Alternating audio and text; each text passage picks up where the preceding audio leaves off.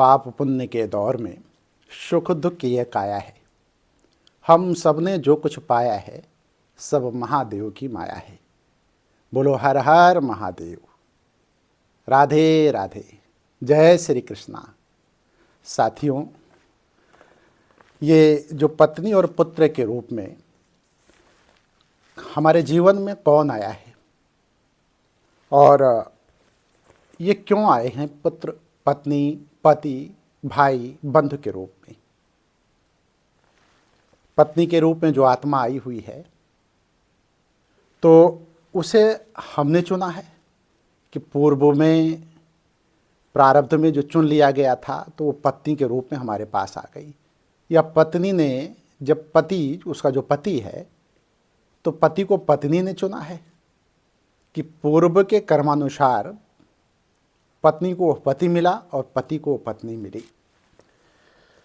देखिए, जो भी व्यक्ति आपके परिवार में शामिल होता है, चाहे वो पत्नी के रूप में हो और चाहे वो पुत्र के रूप में हो या पुत्री के रूप में हो या भाई बंधु के रूप में, तो पिछले जन्म के जो हिसाब किताब होते हैं ना, वो कुछ बचे होते हैं। तो उन्हीं हिसाब किताब को करने के लिए पत्नी पुत्र या पुत्री के रूप में आपके साथ, आपके इस जीवन में वो आपके परिवार में शामिल होते हैं। पूर्व जन्म के कर्मों के कारण ही किसी का पिता, पुत्र, पुत्री, भाई, बंधु, यहाँ तक कि जो शत्रु मित्र होते हैं ना, वो भी पूर्व जन्म के कारण ही होते हैं।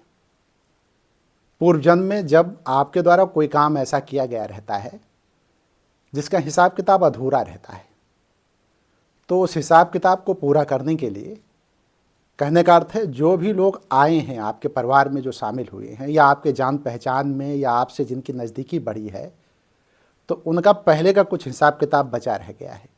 या तो उनसे कुछ लेना है आपको और या उनको कुछ देना है, और ये लेन देन के कारण ही जो है वो आपके परिवार में आया हुआ है। देखिए, है क्या ना कि पूर्व जन्म का संबंधी ही आपके पास आकर किसी न किसी रूप में जन्म लेता है, और ये जो आत्माएं हैं ना, ये आत्माएं जो है लगातार एक दूसरे का पीछा कर रही हैं, और ये आत्माएं जो है पीछा सिर्फ इसलिए कर रही हैं कि उनको जो कर्म किए गए हैं उनका भुगतान करना है, या फिर जो कर्म उनके द्वारा हुए हैं उस भुगतान को ना करके उनसे कुछ लेना है। जैसे उदाहरण के तौर पे, पत्नी आपको मिली हुई है। दो तरीके से पत्नियां मिलती हैं। एक, पत्नी बहुत लड़ाई कर रही है, आपको झगड़े में फंसा रही है और परिवार में कलह का कारण बनी हुई है। वो आपकी माँ से लड़ रही है, आपके पिता से लड़ रही है, और वो अलग होने की बात कर रही है कि हम अलग रहेंगे। पूरे परिवार को कलह का माहौल बना दिया है, द्वंद्व हो रहा है। एक तो ये पत्नी है जो पूर्व जन्म में जो हिसाब किताब बचा था उसको पूरा करने के लिए यहाँ आई हुई है। और दूसरा जो है, मान लीजिए कभी कभी ये देखने को मिलता है कि पत्नी बड़ी सुशील है, सुंदर है, सभ्य है, लेकिन पति जो है वो अपने ही पिता को जो है ऊल जलूल शब्दों का प्रयोग कर रहा है, गाली गुप्ता दे रहा है, अशिष्टता कर रहा है।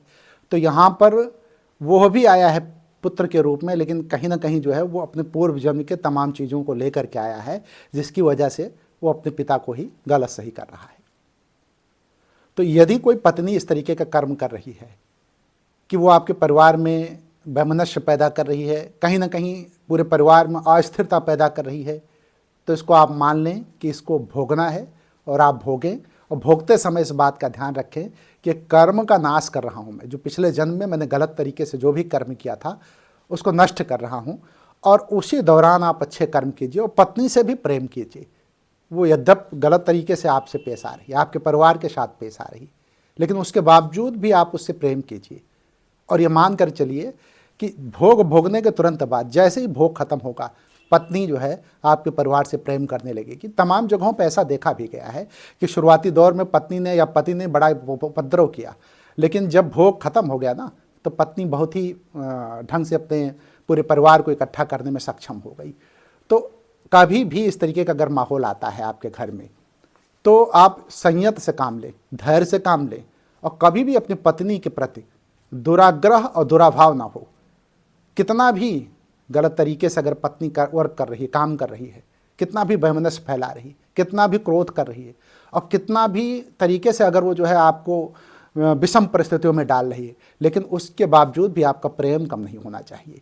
अगर आपका प्रेम कम हो गया तो प्रारब्ध जो था, जो कर्म आपने पहले किए थे, उसका भोग आप नहीं भोग रहे, तो उसका भोग भी खत्म हो जाए और नई रचना भी हो जाए। जब आप उससे प्रेम करेंगे ना, तो उसके बाद जो है ये भोग बराबर हो जाएगा, और जब बराबर हो जाएगा ना, तो आगे का जीवन सुधर जाएगा। हो सकता है इसी जन्म में सुधर जाए, जैसे ही भोग खत्म हो, मतलब प्रारब्ध का कष्ट जैसे खत्म हो, जो कर्म आपने किए थे वो खत्म हो, तो ये कष्ट खत्म हो जाएगा और इसी जन्म में सुधार हो जाएगा। अच्छा ठीक है, माना इस जन्म में सुधार नहीं होता, तो अगले जन्म में सुधार हो जाएगा। कहने का अर्थ यह है कि उस प्रारब्ध को जो पूर्व में आपके द्वारा कर्म किया गया है, उसको इसी समय काट देना है, और इसी समय काटने में उसकी भलाई है। देखिए, आत्माएं जो है जन्म जन्मांतर से एक दूसरे का पीछा कर रही हैं, और पीछा इस कदर कर रही हैं कि सब बदले की भावना से पीछा कर रही हैं कि उनको बदला चुकाना है। माता पिता भाई बहन जो आपको मिले हुए हैं ना, आपका भी जन्म जब हुआ, ऐसा तो है नहीं कि आपने एक ही बार जन्म लिया है, आप लाखों बार जन्म ले चुके हैं। आप लाखों बार किसी के पिता बने, और लाखों बार कोई आपकी माता बनी है, लाखों बार आपका कोई पिता बना है, और लाखों बार आपका कोई पुत्र बना है, और लाखों बार आपकी कोई पत्नी बनी है, और लाखों बार आपका विवाह हुआ है। तो उसी विवाह में से एक विवाह ये भी है। तो जो पहले हो चुका है, तो हमने बताया कि आत्मा एक दूसरे का पीछा कर रही है, बदले की भावना से पीछा कर रही है, और वो बदले की भावना लगातार चलती जा रही है। इसलिए पिछले जन्म का जो कुछ हिसाब किताब है वो चुकता होने दें, और चुकता होने के साथ साथ वर्तमान में कर्म अच्छे करते जाएं। यही सबसे बड़ी बात होगी जो है। देखिए, एक बात मैं और बताऊं, कभी कभी देखने में आया है कि कोई पुत्र ऐसा मिल जाता है। पुत्र, देखिए, पुत्र की जब बात आती है तो 4 तरह के पुत्र होते हैं। एक ऋणानुबंध पुत्र होता है। तो ऋणानुबंध पुत्र जो होता है, वो ऋण जो है, जैसे पिछले जन्म में आपने किसी से ऋण लिया और उसका भुगतान आपने नहीं किया, चुकता नहीं किया आपने, तो पुत्र रूप में आपके यहाँ आएगा। मान लीजिए उसका 1 करोड़ रुपए का चूना लगा था, तो आपके यहाँ पुत्र रूप में आएगा। या तो पुत्र बीमार पड़ जाएगा, और या कुछ ऐसी स्थितियां आ जाएंगी जो सर्कमस्टांसेस क्रिएट होंगे, उसमें वो पुत्र जो है आपके 1 करोड़ रुपए जब तक खर्च नहीं करवा देगा, तब तक जो है आप उससे मुक्त नहीं होंगे। कभी कभी ये भी देखने में आया है कि कोई ऐसी बीमारी आती है जिससे पुत्र का इलाज पिता कराते कराते थक जाता है, और करोड़ों रुपए उसके पीछे खर्च कर देता है, लाखों रुपए खर्च कर देता है, लेकिन पुत्र की जान नहीं बच पाती है। तो ऐसे थोड़ी ना होता है कोई चीज़। अगर आपके मन में ये हो कि ऐसे ही हो गया है, सब ऐसे ही हो जा रहा है, तो ये गलत है।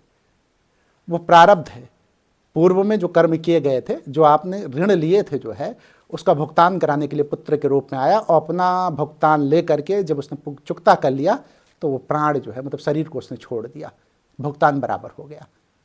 तो इसलिए एक पुत्र होता है ऋणानुबंध पुत्र। तो अगर ऐसी स्थिति आती है, तो इसको भी आप कर्म मान के चलिए कि पूर्व के कर्म ऐसे थे जिसकी वजह से मुझे भुगतान करना पड़ रहा है। और दूसरा पुत्र होता है शत्रुपुत्र।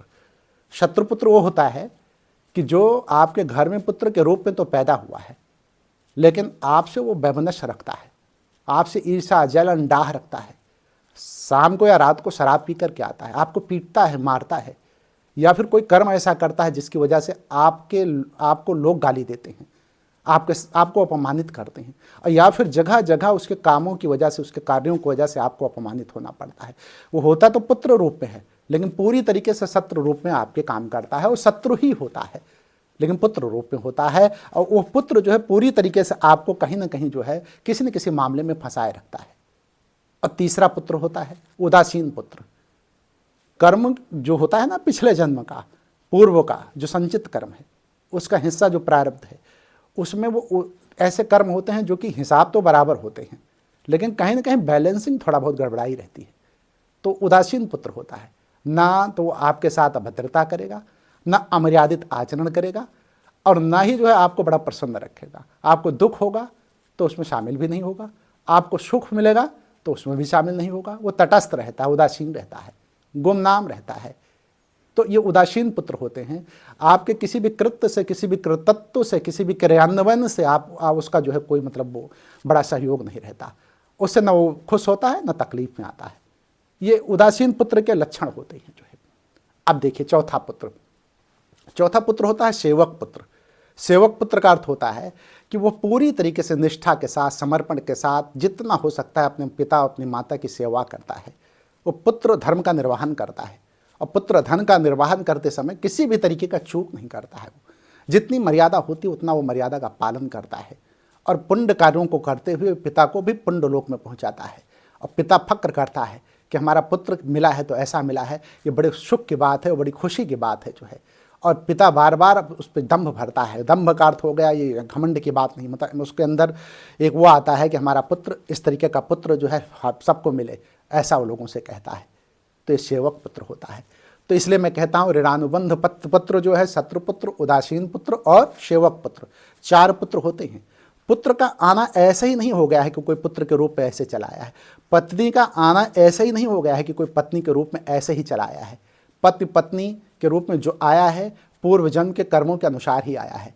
तो आपसे मैं सिर्फ इतना कहना चाहूँगा कि जब आपकी पत्नी और आपका पुत्र यदि किसी ऐसी स्थिति में लाए आपको जहाँ असहज हो जाए, और यहाँ फिर मैं देखूँगा एक बात, इसी को उल्टा कर दीजिए, यदि पिता भी इस तरीके का करता है और पति ऐसा पाती है, दोनों जगह पे देखिएगा तो कहीं ना कहीं हिसाब किताब बचा हुआ है, लेन देन बचा हुआ है पूर्व जन्म का, और उस लेन देन को या तो उसको कुछ लेना है या तो कुछ उसको देना है।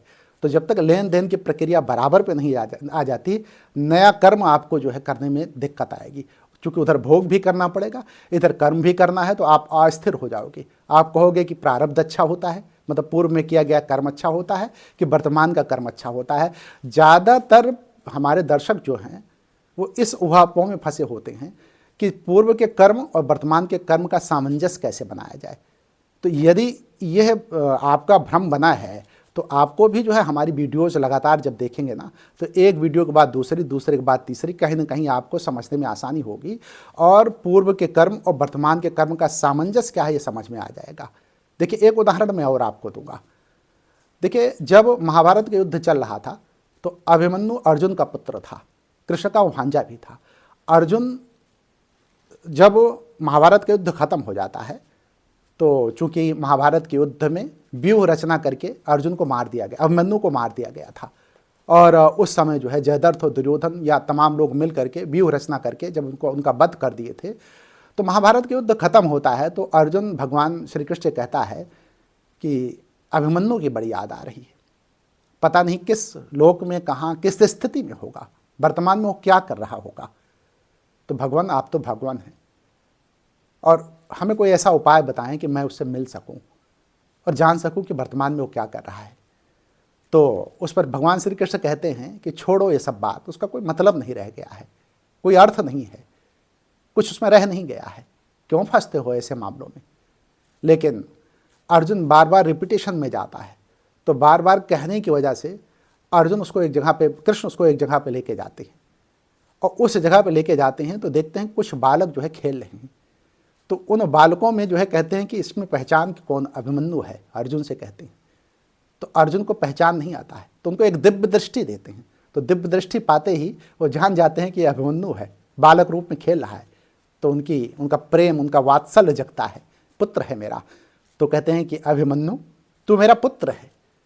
तो कहा कि मैं तेरा पिता हूँ। तो अभिमन्यु कहता है कि आप मेरे पिता कैसे हो सकते हो, मेरे पिता तो घर में हैं, और जब मेरे पिता घर में हैं तो आप मेरे पिता कैसे हो सकते हो। बहुत कुछ समझाने की अर्जुन कोशिश करता है लेकिन अभिमन्यु मानने के लिए तैयार नहीं होता। तो भगवान श्री कृष्ण कहते हैं कि पूर्व की स्मृति इसको हो जाए, कुछ ऐसा कर दे भगवान। तो भगवान श्री कृष्ण उसको भी दिव्य दृष्टि देते हैं। तो दिव्य दृष्टि जब वो पाता है तो फिर अभिमन्यु को पता चलता है कि ये हमारे पिता थे, पूर्व के पिता, पूर्व जन्म के। तो कहते ओह तुम महाभारत वाले मेरे पिता हो। तो कहता हाँ हाँ मैं वही महाभारत वाला पिता जिसको बहुत ही दुर्दशापूर्ण ढंग से जो है, बहुत ही निंदनीय तरीके से युद्ध का जो है अनुपालन ना करते हुए चारों तरफ से घेर के तुझे मार डाला गया था, असहाय दर्द हुआ था, असहाय पीड़ा हुई थी, वही अर्जुन में, वही मेरे बेटे तुम अभिमन्यु हो। तो अभिमन्यु बोलता है कि मुझे मारा गया था, ये सत्य है, लेकिन जब उस समय मेरा वध किया गया था ना, तो मैंने इनको पूर्वजन्म में मारा था सबको, और इसी तरीके से मैंने मारा था। तो उन लोगों ने मेरा वध नहीं किया, पूर्व जन्म के बदले उन्होंने पूरे किए थे, और पूर्व जन्म में चूंकि मैंने इनके साथ ऐसा बर्ताव किया था तो वही बदला जो है पूरा करने के लिए मुझे अभिमन्यु के रूप में आना पड़ा, और ये लोग जो है मेरा वध करने में सक्षम हुए चूंकि उन्होंने बदले पूरे किए हैं। अब यहाँ आप अर्थ समझने का प्रयास करिएगा। मैंने अभी थोड़ी देर पहले कहा कि सारी आत्माएं बदले की भावना से एक दूसरे का पीछा कर रही हैं। आत्माएं एक दूसरे का लगातार पीछा करते हुए अपने बदले की भावना, लेना या देना, देना या लेना, उन बदलों को पूरा करने के लिए एक दूसरे का पीछा करते हुए लगातार संसार चक्र में बनी हुई हैं। तो इसलिए कभी भी पत्नी के रूप में अगर कोई मिला है, पुत्र के रूप में कोई अगर मिला है, तो उससे आपका प्रेम वात्सल्य बना रहना चाहिए, लेकिन आप उसमें लिपायमान मत होना, आबद्ध मत होना। और जब आप लिपायमान आबद्ध नहीं होगे तो आपका प्रेम बना रहेगा। इसीलिए हमारे यहाँ कहा गया है कि ईश्वरः सर्वभूतानां हृदय से अर्जुन तिष्ठत, ईश्वर सभी भूत प्राणियों के हृदय देश में निवास करता है। तो जो ईश्वर है ना, उसी में आपको प्रेम करना है, और हर आत्मा से आपको प्रेम करना है, चाहे पत्नी के रूप में हो, चाहे पुत्र के रूप में, चाहे वो गलत कार्य कर रही हो, कर रही हो, और चाहे वो सही कार्य कर रहा हो, कर रही हो। लगातार सतत विकास की प्रक्रिया से आप गुजर रही हैं, और धीमे धीमे आप इस विकास की प्रक्रिया से गुजरते हुए अपने को उच्च अवस्था में ले जाएंगे, उन्नति को पाएंगे, और एक दिन ऐसा आएगा कि जिस दिन आप सम हो जाएंगे और कोई भी, चाहे पुत्र हो चाहे पुत्री हो, उसको समभाव से देखेंगे। और हम तो ये कहते हैं कि सभी को समभाव से ही देखना चाहिए। तो देखिए, दो बातें मैं श्रोताओं से और दर्शकों से कहना चाहूँगा कि यदि आपके घर में कोई कलह है पत्नी के रूप में, और कलह लगातार जारी है, तो उस कलह को समाप्त करने का, या पति अगर कलह कर रहा है या पत्नी कलह कर रही है, तो कलह को समाप्त करने का एक ही तरीका है कि आप उसको प्रारब्ध समझ लें, पूर्व जन्म का कर्म समझ लें, और वर्तमान में उससे प्रेम करें, और प्रेम पूर्वक रह करके परिवार में जो है सहिष्णु पूरी तरीके से एक सहज वातावरण बनाएं। और पुत्र के रूप में अगर कोई मिला है, वो अगर गलत कृत्य कर रहा है तो उसको भी रोकें, समझाएं। क्योंकि होता क्या है ना कि जो अनारब्ध होता है वो रोकने से रोकता भी है। ऐसा नहीं कि भोगने के लिए आप बाध्य हैं। छोटे छोटे कर्म जो है वो अनारब्ध की श्रेणी में आते हैं, और बड़े कर्म प्रारब्ध की श्रेणी में आते हैं। छोटे कर्म यदि संस्कार दिए जाएं और सीख दी जाए, शिक्षा दिया जाए, विद्या दिया जाए, तो जो ये कर्म हैं वो अपने आप नष्ट हो जाते हैं, मतलब जिसको अनारब्ध कहा गया है। तो प्रयास ये होना चाहिए कि उचित शिक्षा, उचित लालन पालन पोषण और हर तरीके से विद्या दे करके अपने बालक को या पत्नी को या पिता पति जो भी हो, जो भी गलत कर्म कर रहा हो, उसको रोका जा सकता है और अनारब्ध को नष्ट किया जा सकता है। प्रारब्ध का भोग भोगना पड़ेगा। प्रारब्ध तीव्र कर्म में आता है। तीव्र कर्म को चाहे आज भोग करें चाहे 4 दिन बाद, लेकिन अनारब्ध आपके द्वारा प्रयास करने के बाद नष्ट हो जाता है, खत्म हो जाता है। और यदि अनारब्ध को बल मिल जाता है तो अनारब्ध प्रबल होकर के विखंडन पैदा करता है और दुष्प्रवृत्तियों को जन्म देता है और विजातीय तत्वों को जन्म देता है, आश्रित तत्वों को जन्म देता है। इसलिए जो भी कर्म आप कर रहे हैं उन कर्मों को सोच समझ के करें, और परिवार में सुलह समझौता शांति बनाए रखने के लिए ईश्वर का भजन चिंतन मनन करते रहें। यदि आप ईश्वर का भजन चिंतन मनन करते रहेंगे तो निश्चित तौर पर मैं कह सकता हूं कि घर में सुख समृद्धि शांति रहेगी, क्योंकि अनारब्ध कर्म नष्ट होंगे, ईश्वर की कृपा प्राप्त होगी। तो और प्रारब्ध का भोग भी जो है उतने कष्टों के साथ आपको नहीं भोगना पड़ेगा यदि आपके ऊपर ईश्वर की कृपा, प्रभु की कृपा बनी रही। तो हमारे इस वीडियो को बनाने का सिर्फ और सिर्फ अर्थ इतना है कि जो भी इस जीवन में आपको पत्नी के रूप में, पुत्र के रूप में या किसी भी रूप में मिले हैं, चाहे मित्र हों और चाहे शत्रु हों, वो पूर्व के कर्मों के अनुसार ही मिले हुए हैं।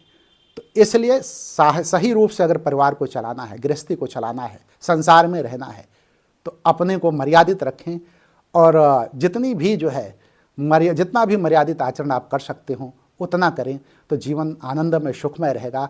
हम इस वीडियो को बनाने का मेरे सिर्फ ये प्रयास था कि इससे हो सकता है कई परिवार जो विखंडन में रहते हैं, जैसे पति पत्नी के झगड़े की वजह से या पुत्र पति पिता के झगड़े की वजह से या फिर अन्य लोगों के झगड़े की वजह से, तो उन परिवारों में कहीं विखंडन ना आवे, कहीं द्वेष ना आवे और कहीं कटुता ना आवे। यदि इस वीडियो को देखने के बाद कटुता द्वेष, पति पत्नी के रूप में कटुता द्वेष खत्म होता है तो मेरा ये वीडियो बनाना सार्थक होगा। अगले किसी एपिसोड में फिर मैं किसी अच्छे विषय के साथ आपसे मिलूंगा। यदि इस वीडियो से किसी को लाभ हो तो कृपया कमेंट बॉक्स में ज़रूर ये लिखें कि हमारे पति पत्नी के बीच में विवाद था जो कि शांत हो गया। अगर पुत्र पिता के बीच में कुछ इस तरीके की बात है या किसी भी मतलब कोई भी हो, कोई भी संबंधी हो, मैंने कहा ना कि जितने भी संबंध हैं वो एक दूसरे का पीछा कर रहे हैं, तो ऐसी स्थिति में जो है आप कमेंट बॉक्स में ज़रूर लिखें। यदि कुछ लोगों का ही इससे भला हो जाता है तो मैं समझूंगा कि वीडियो बनाना मेरे लिए बड़ा अच्छा रहा और मैं अपने आप को धन्य महसूस करूंगा। किसी एपिसोड में मैं फिर मिलूंगा। तब तक के लिए मैं आप सबसे विदा चाहूँगा और अंत में आपसे ही कहूँगा कि राधे राधे, जय श्री कृष्णा।